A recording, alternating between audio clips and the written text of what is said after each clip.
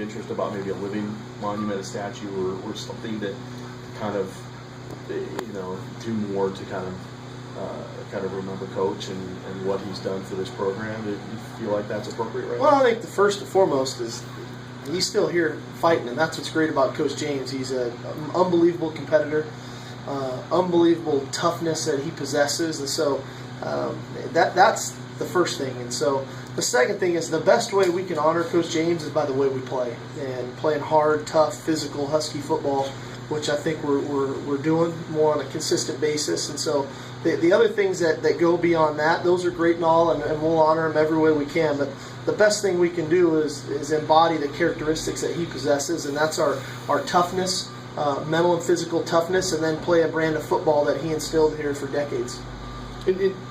He's not the biggest guy in the world, but yet I know there are guys twice his size that are in awe of him, and over the years, players. And as another coach, how do you see him in terms of his kind of larger than life persona?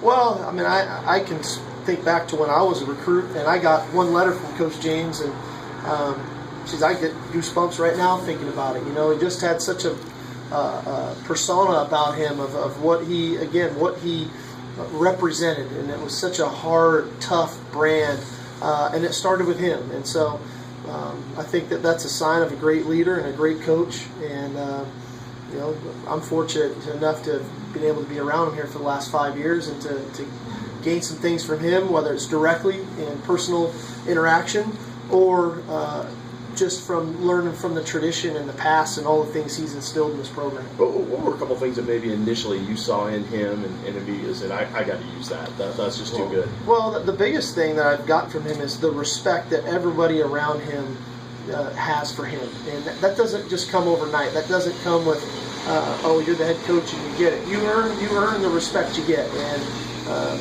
Coach James, there's not a person in our profession, there's not a person associated with this university that doesn't respect him for the man he is and the coach that he is. And that was something that, I thought to myself, if I could ever get half of close to where he stands and how people view him and think of him, then that's a major accomplishment because he is a highly respected human being. Talked a lot about the process this week, the last couple of weeks. Right. Is there more and more evidence of that every day that guys are being consistent? It really is. I thought that this week of practice has been a competitive one. I think our guys have been really locked in on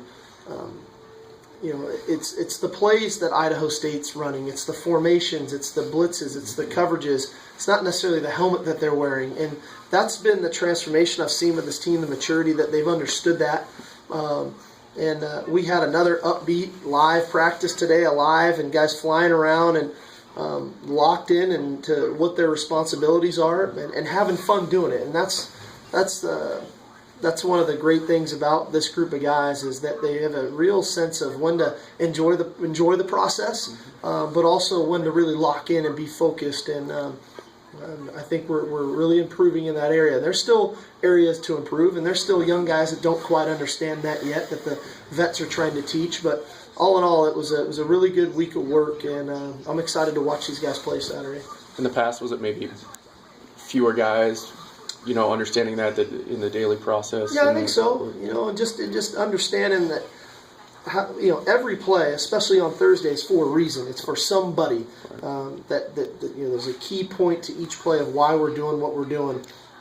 And then for them to recognize that, that we don't just go through the motions on a Thursday. Even though we're just in helmets, it's not a walkthrough. We are practicing and we're going fast, and everything we do is for a reason. And they have a much better understanding of that. They're even asking some of the hard questions. Why are we doing this? And that's, for a coach, that's great that we're engaged with one another. Talk about the return game. John Ross, obviously, giving it a little spark there. But obviously some growing pains as a true freshman. Sure, we're going to have that. We're still working on it like crazy, and it's going to pay dividends for us before the end of this season. We're spending a lot of time on it. I think it can be a real factor for our football team. We're not there yet, obviously, but we're close. We're close, and it's all 11 guys on every return understanding how important their job is. It's not just the returner; it's everybody involved, and so. We're working on it like crazy, and John's had a little bit of the growing pains, but that's all part of it, and I mentioned this the other day. I remember a young number 25 back returning kickoffs against Nebraska and dropping a kickoff and Nebraska getting on the 1 yard line. And then you learn from it, and we build them back up, and they continue to grow and get better. So John's going to be fine. We just got to give him some opportunities. We got to block a little better for him. Is that what you partly use that kickoff position, return position for, to trial by fire and to get guys in like that? Well, it's a great way to get guys opportunities to get the ball in their hands, that maybe you wouldn't be able to do on offense. It's hard sometimes to spread around, so it's a way to get them the ball in their hands and to use their playmaking ability. And at that time, we had Chris Polk as our running back, and Jesse was a really good football player, and we knew Bishop had talent. He averaged about 6.5 something yards a carry there, so it was a way to get him the ball in his hands. And unfortunately, he didn't catch that one. I think if all goes as planned on Saturday, we'll probably be seeing a lot more Siler Miles than we've seen in the past. What have you seen out of him, I guess, the last few weeks in terms of his growth, and do you have perhaps some things in mind or scripted for him going into? What I've been impressed with Siler is he's got a real, very bright guy, and he's focused and detail-oriented. He prepares really well. Sometimes that's hard to do as a backup, and you don't get as many reps, and you don't know when you're going to go into the game. And so I've just been impressed with his preparation. He's a really talented guy, as we all know. But his preparation has been really good. Every time we've thrown him in, he stepped up and has done a really nice job. And so I'm hopeful he can get some more opportunities. He only got in for the 3 plays in the first game. We kind of stubbed our own toe on that drive for him. He didn't get much more work than that. So I'd like to get him more opportunities because I think he'll do really well when he gets in. So each game obviously is very important.